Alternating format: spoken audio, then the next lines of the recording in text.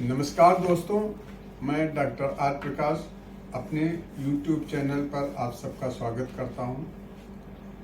आज के वीडियो में बरसात के मौसम में होने वाली बीमारियों एवं उनके रोकथाम के विषय में जानेंगे। तो शुरू करते हैं आज का वीडियो। वैसे तो बरसात का मौसम सुहाना मौसम होता है, लेकिन बरसात अपने साथ कई बीमारियों को भी लाती है। सरलता से संक्षेप में इन बीमारियों को समझने के लिए हम इन्हें 3 भागों में बांट के रखते हैं। नंबर 1 पे जो हम सीधे संपर्क में बरसात के आते हैं उससे जो बीमारियां होती हैं। दूसरी, जो वातावरण में नमी पैदा हो जाती है उसकी वजह से कुछ बीमारियां होती हैं, उनको रखते हैं। और तीसरे नंबर पर जल भराव के कारण उत्पन्न होने वाली बीमारियां आती हैं। तो एक एक करके हम सारी बीमारियों के विषय में बात करते हैं डिटेल में। तो सबसे पहले सीधे संपर्क में आने वाली कौन सी बीमारियां हैं। जैसे हम बरसात के दिनों में घर से बाहर जब निकलते हैं और भीगते हैं तो सीधे संपर्क में हमारा शरीर बरसात के आता है, और बरसात की बूंदें हमारे शरीर पर सबसे बड़ा भाग जो है त्वचा जिसको बोलते हैं स्किन, उसके ऊपर पड़ती हैं। तो जब देर तक बूंदें पड़ती हैं और हम भीगते हैं तो हमारी त्वचा ठंडी होने लगती है, जिसकी वजह से हमारा तापमान शरीर का गिरने लगता है और हमें ठंड लगने लगती है। इसी प्रकार से शरीर का दूसरा हिस्सा जैसे हमारा चेहरा, सर, आंखें, नाक, कान, ये सब आते हैं।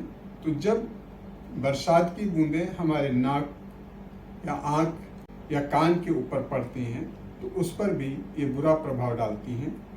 जैसे आंख में पड़ेगी बूंदें तो उसमें आंखों की एलर्जी हो जाती है, जिसमें आंखों में लालिमा आ जाती है, जलन होने लगती है और आंखों से पानी बहने लगता है।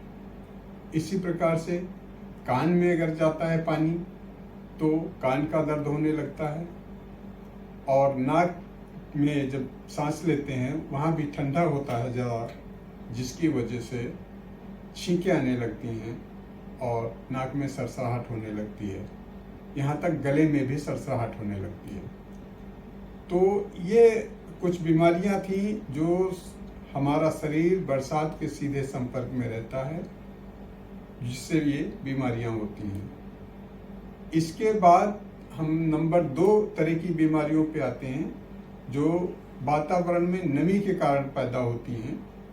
इसमें बरसात के दिनों में अक्सर देखते हैं कि जो वायरस, बैक्टीरिया, जीवाणु या विषाणु जिनको कहते हैं, वो अधिक सक्रिय हो जाते हैं और हमारे शरीर के स्वास्थ्य पर विपरीत असर डालते हैं। जैसे कोई संक्रमण हो जाता है, चाहे वो वायरस का हो या बैक्टीरिया का हो, वो हमारे शरीर में इन्फेक्शन जल्दी से हो जाते हैं। जैसे गले में इन्फेक्शन हो जाना, टॉन्सिल्स का बढ़ जाना, या स्किन के ऊपर ही फोड़ा फुंसी हो जाना, इस तरह की बीमारियां हो जाती हैं। इसमें शरीर में बुखार आने लगता है, शरीर तपने लगता है, जिसे वायरल फीवर कहते हैं। ये सब बीमारियां नमी के कारण उत्पन्न होने से संक्रमण के द्वारा होती हैं। दूसरी बीमारी नमी के कारण जो होने वाली है वो डिहाइड्रेशन की होती है। जब ज़्यादा पानी शरीर का हमारे पसीने के रूप में निकल जाता है, जिसमें हमारे मिनरल्स और विटामिन्स भी निकल जाते हैं, तो मुझे कमजोरी लगने लगती है और ऐसे में वीकनेस ज़्यादा हो जाती है। तीसरे जो नमी की वजह से बीमारियां होती हैं वो स्किन के अलावा अगर हम कुछ दूषित पानी पी लेते हैं, जो कि बरसात के समय में अक्सर दूषित हो जाता है पानी, उससे भी कुछ इन्फेक्शंस हो जाते हैं जो हमारे पेट में इन्फेक्शन होते हैं। ये खास तौर से संक्षिप्त में कुछ वातावरण की नमी से होने वाली बीमारियां हैं। और तीसरे नंबर की बीमारी जो हैं जल भराव के कारण होती हैं।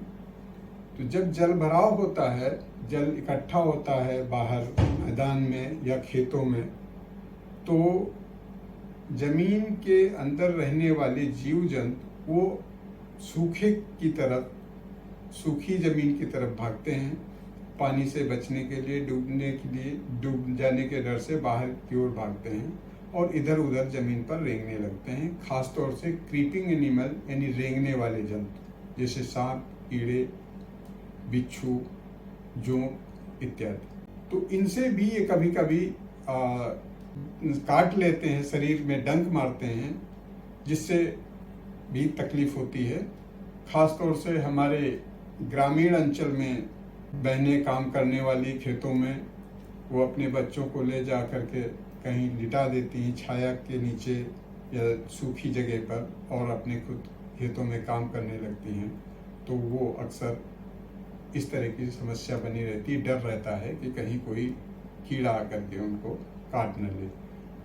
तो एक तो ये बीमारी होती है, दूसरी जिसको हम इंसेक्ट बाइट कह दिया है, तीसरी बीमारियां जो जल भराव के कारण होती हैं, जिसमें मच्छर बहुतायत पनपते हैं। तो मच्छरों से तो जानलेवा बीमारियां जैसे डेंगू, मलेरिया जैसी बीमारी होती हैं। तो ये सारी बीमारियां जल भराव के कारण होती हैं। तो ये तीनों तरह की बीमारियां को अगर हम कैसे ट्रीट करेंगे, कैसे उपचारित करेंगे, उनको इलाज कैसे करेंगे या उनकी कैसे रोकथाम करेंगे, इस विषय पे अगर बात करेंगे तो सबसे पहले मैं बात करूंगा कि इनको कैसे बचें, इनसे रोकथाम कैसे करें। तो इसमें मैं आप सबको ये सलाह देना चाहूँगा कि बरसात के मौसम में देर तक ना स्वयं भीगे, ना अपने परिवार के सदस्यों को, खासतौर से बच्चों को देर तक ना भीगने दें। और भीगने के बाद तुरंत ही सूखी टॉवल से या अंगोछे से शरीर को ठीक से पोंछ लें। रगड़ना नहीं है, अगर हम टॉवल से स्किन को रगड़ेंगे तो वहाँ पर रैशेस पड़ जाएंगे और लालिमा आ जाएगी, खुजली हो सकती है। इसलिए उसको धीरे से, प्यार से दबा दबा करके पोंछेंगे। इसके बाद अगर हमें देर तक भीगे हैं और छींके, सर्दी जैसी होने लगी है, तो उसमें हमें काढ़ा, गरम चाय, कॉफ़ी या सूप बना करके पीना है या बच्चों को देना है जो भी भीगा हो। इसके अलावा हमें देर तक कहीं बाहर घर से निकलना है और मौसम खराब है, तो बरसात से बचाव के लिए हमें छाता लेकर साथ में चलना चाहिए। इसके बाद में अगर थोड़ा सा देर तक भीगा है कोई भी व्यक्ति, उसको मसल्स में, उसके मांसपेशियों में ऐंठन सी होने लगती है, स्टिफनेस सी आ जाती है शरीर ठंडा होने की वजह से, तो उस ऐसे में बुखार भी आ सकता है और डलनेस सी लगेगी। तो उसके लिए हमें कुछ दवाएं ले लेनी चाहिए। जैसे होम्योपैथिक में एक रस्टाक्स दवा आती है, वो 30 नंबर की 3-3 बूंदें दिन में 4-5 बार ले लें तो उससे राहत मिल जाएगी। इसके अलावा जो बरसात में पानी भरता है, उसके लिए हमें रोकथाम के लिए पानी में मिट्टी का तेल या कुछ इस तरह का छिड़काव केमिकल्स का करना है, जिससे मच्छर न ज़्यादा पनपे। और साथ में जो ग्रामीण अंचल में रह रहे हैं हमारे भाई बहन, वो उनसे एक खास रिक्वेस्ट, अनुरोध कि जब रात होती है तब भी अपने घर में थोड़ा सा लाइट की, प्रकाश की व्यवस्था रखें, जिससे जो क्रीपिंग एनिमल हैं, रेंगने वाले जंतु जो घर में इधर उधर हो सकते हैं, छोटे बच्चे भी रहते हैं, उनसे कोई खतरा ना हो, इसलिए थोड़ा सा रोशनी जरूर बनाए रखें।